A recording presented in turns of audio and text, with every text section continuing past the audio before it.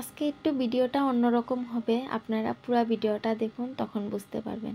তা আশা করি সবাই ভালো আছেন, আমিও ভালোই আছি। আজকে ভিডিওটা সন্ধ্যার থেকেই শুরু করলাম, যেহেতু সন্ধ্যার সময় আমরা মা বলছিল মা রোল কর, অনেক দিন হয়েছে তোর হাতে রোল খাই না, তার জন্য আমি বলছিলাম মা সমস্তটা রেডি করে দিল, আমি রোলগুলো এক এক করে ছেঁকে নিচ্ছি। আর যেহেতু আমি এখানে প্রতিদিন ভিডিও আপলোড করতে পারছি না, আপনাদের বলছিলাম না যে আমার এখানে নেটের অনেকটাই সমস্যা, তার জন্য আমি প্রতিদিন ভিডিও আপলোড করতে পারছি না। তা আমার বন্ধুরাও তো সবাই অপেক্ষায় থাকে না আমার ভিডিও আসবে, কিন্তু কিচ্ছু করতে পারতাছি না, সেটা নিয়ে আপনাদের সাথে অসংখ্য আমি কি বলবো, অনেকটাই দুঃখিত।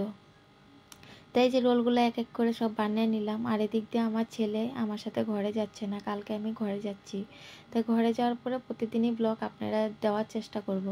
তাই যে আমি এখন এক এক করে সব রোলগুলো বানিয়ে নিলাম আর রাত্রে একটা কেক তৈরি করে নিলাম, যেহেতু আমার ছেলে 13 মার্চে ছেলের বার্থডে। আর যেহেতু ছেলে আমার সাথে ঘরে যাচ্ছে না, তার জন্য ভাবছি একটা কেক বানিয়ে দিয়ে গেলে ভালো হবে। ছেলে বার্থডের দিন কেকটা কেটে ইসে করতে পারবে, সেলিব্রেশন করতে পারবে। আর যেহেতু আমি বানাইতে পারি, তার জন্য আমি মাকে বলছিলাম কিনা কেন আনবা, আমি বানিয়ে দিয়ে থুয়ে যাই। আর ফ্রিজে থাকলে যেহেতু নষ্ট হবে না, তার জন্য আমি কেকটা বানিয়ে দিয়ে থুয়েই যাচ্ছিলাম। আর যেহেতু ছেলে একটু কেকটা খেতে চকলেট দিয়ে খেতে ভালো পায়, তার জন্য অল্প একটু কেক উপর দিয়ে চকলেট ছিটিয়ে দিয়েছিলাম। কেমন হয়েছে অবশ্যই জানাবেন। তাই যে কেকটা বানিয়ে নিয়ে নিলাম, নেওয়ার পরে বেশি ডেকোরেশন করি না, সিম্পলভাবেই বানিয়ে দিয়েছি। তা ভালো লাগলে অবশ্যই লাইক কমেন্ট শেয়ার করে দিবেন। তারপরে এই যে কেকটা বানিয়ে দিয়ে থুয়ে দিলাম। আর এদিক দিয়ে তো আমার কেক বানানো শেষ, আর এদিক দিয়ে আমার কালকে যাওয়ার রেডি। এখন কি করব, যেতে তো হবে, মেয়েদের এটাই জীবন। মার ঘরে 2 দিন তো স্বামীর ঘরে বছর, কি করব, কিছু করার নেই। তারপরে এদিক দিয়ে মা বেডিংগুলো গুছিয়ে দিচ্ছিল, মনটাও খারাপ, কি করব, কিছু করতে পারবো না। তোমাদের দাদার হঠাৎ করে শরীরটা অনেকটাই খারাপ করেছে, তার জন্য আমার চলে যেতে হচ্ছে। এদিক দিয়ে ছেলে বলছিল মা আমি কয়েকদিন হয়েছে এসেছি, তুমি যাও, আমি থাকবো ওইখানে কয়েকদিন।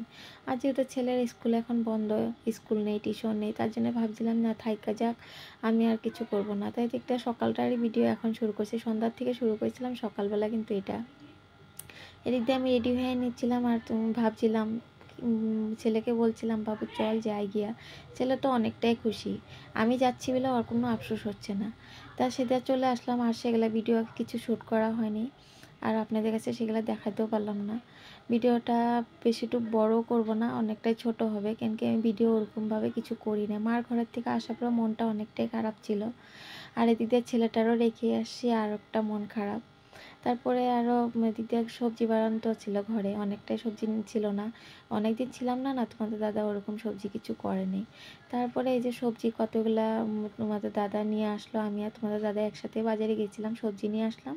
আজকে ভাবছি একটু ভেজ সবজি করব, আর মাছ দিয়ে মাখা মাখা করে একটু ঝোল করব, যেহেতু এখন তোমাদের দাদা আর আমি, ছেলে তো নেই। তারপরে এই যে আমি সব সবজি দিয়ে একটা ভেজ সবজি করলাম। তা ভিডিওটা যদি ভালো লেগে থাকে অবশ্যই একটা লাইক কমেন্ট শেয়ার করে দিবেন।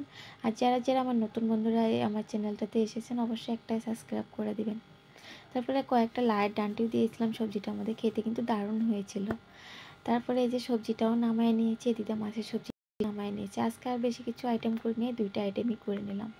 তারপরে এই যে রান্নাবাড়ি তো পুরো কমপ্লিট, এদিক দিয়ে তোমাদের দাদাকে বলছিলাম খেয়ে নাও, আজকে তো আর ছেলে নেই, তুমি একলাই খেয়ে নাও।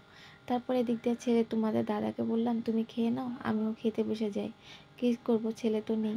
তারপরে তোমাদের দাদাকেও দিয়ে দিলাম খেতে। আর এদিক দিয়ে মনটাও বহুতটা খারাপ, মাকে ধুয়ে আসছি, বাবাকে ধুয়ে আসছি, ভাইকে ধুয়ে আসছি, অনেকটাই খারাপ। আর ওই সাইডটা আমার ছেলে বসে ভাত খেতে। তো আজকের মতন ভিডিওটা তাহলে এটুকুই, সবাই ভালো থাকবেন।